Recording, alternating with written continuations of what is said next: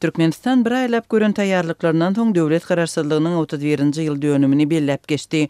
Bu ýyl bayramçylyk ýurty köp doýulmandyr. Ýylady köpçüliginiň agyr ykdysady kynçylyklar bilen bagly gündelik aladalaryndan başga da öňki ýyllardan tapawutlykda uly dawaralar hem bolmandyr. Köçelerde adam az bolup öňküleri ýaly ýyladyň dürli gatlaklaryny gatnaşdyryp gurnalýan çäreler hem geçirilmändir.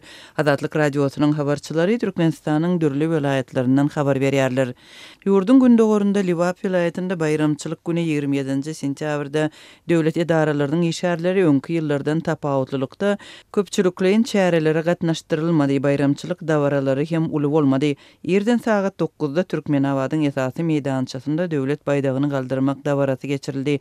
Gül gowşuruldy, esasanam ýaşlar we ýaşullar gatnaşdyryldy diýip Azatlygyň Liwapdaky habarçysy maglumat berdi. Onuň sözlerine görä öňki ýyllardan tapawutlykda Türkmenawatda bayramçylyk konsertleri hem bayramçylyk feýerwerki de bolmandyr. Köçeler boş görünüpdir, ýollarda piýada we awtolog az bolupdyr.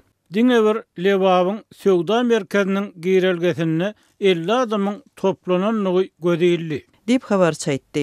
Şeýle hem bazarlarda bayramçylyga gabatkyt haritlaryň söwdasy hem ýoly goýulmandyr. Adatça bayramçylyklarda ýurt ýaşaýjylary birnäçe aýlap satylmaýan ady haritlarynyň käbirini satyn almak üçin seýrek mümkinçilige eýe bolýardy.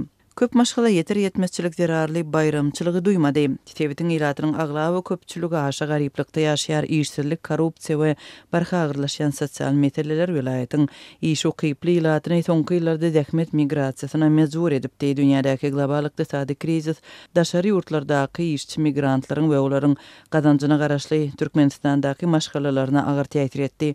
Bu aralykda garaşsyzlyk güni Türkmenawatda polisiýanyň ýylata gözekçilik artdy. Akşam saat 9'dan soň köçede şol sanyny awtologlarynyň ýanyna duran adamlar öýlerine dargadyrdy. Polisiýa ses gataldyjylar bilen duýduruş berdi diýip Azatlygyň Liwap vilayatindaky habarçysy gurrun berdi. Onuň sözlerine görä şu gedek döwlet bayramçylygyndan ýöneki adamlaryň gören peýdasy kanuna görä göz öňünde tutulan diňç güni bilen çäklenipdir. Marda bayramçylyk güni söwda we hyzmat ugrunda işleýän ýerli kärhanalaryň işi çäklendirildi. Restoranlar, kafeler, çaýhanalar, toý we beýleki salonlar, çörek pişirýän kärhanalar akşam saat 9'da ýapylmaly edildi. Kärhanalary diňe saat 21:00 çynny işlemäge ruhsat berildi. Telekeçiler iň bolmanynda bayramçylykda gazanç etmegi umyd edipdi. Indi köpler bayramçylyk günlerinde işiniň çäkledigine we öýlerinde galmagy mejbur bolýandyklaryna nägilelik bildirdi diýip mardaky habarçymyz aýtdy.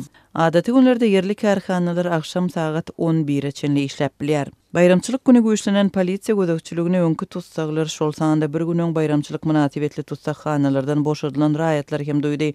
Habarçynyň sözlerine görä polisiýa olara bayramçylyk güni öýlerinde galmagy buýurdy. Polisiýanyň gözekçiliginiň güýçlendirilenligi şäheriň ýollarynda we piýadalar üçin geçerligilerde hem duýuldy. Bayramçylyklar polisiýa üçin girdici çeşmesine öwrüldi. Olar bayram günleri adaty günleri garanyňda adamlary hasky ýarlar. Köp adam şol gün öýünde galmagy makul bildi diýip Azatlygyň habarçysy gurrun berdi. Ýurdun häkimetleri bir aýlap garaşsyzlyk gününi bellemäge öňünden taýýarlyk gördüler. Taýýarlyk döwründe gara sanawlarda ady bolan adamlaryň iýdarlanmagy, narkodispanserlerde hata alınan ýa-da öň tutsaklygy başdan geçiren adamlara batyş hatam güýçlendi. Vilayatlarda başga sebäplerden baryp ýaşaýan adamlar kowuldy.